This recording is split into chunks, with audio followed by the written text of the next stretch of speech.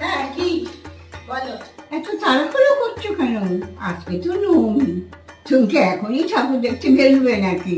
না গো, তোমার নাতি একটা আবদার করেছে, ওটা বলেছে না মেটালে নিয়ে যাবে না আজকে। কি আবদার আবার?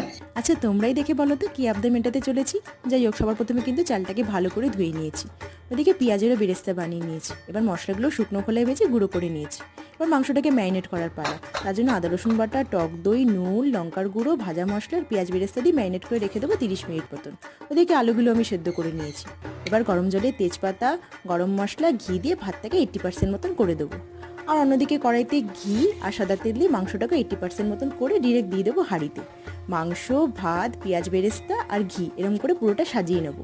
সবশেষে দিয়ে দেবো গোলাপ জল, কেওড়ার জল, আতর আর দুধে গোলা কেশর। এবার দমে দিয়ে দেওয়া 40 মিনিট। কি ঝটপট বলে ফেলো কি বানালাম।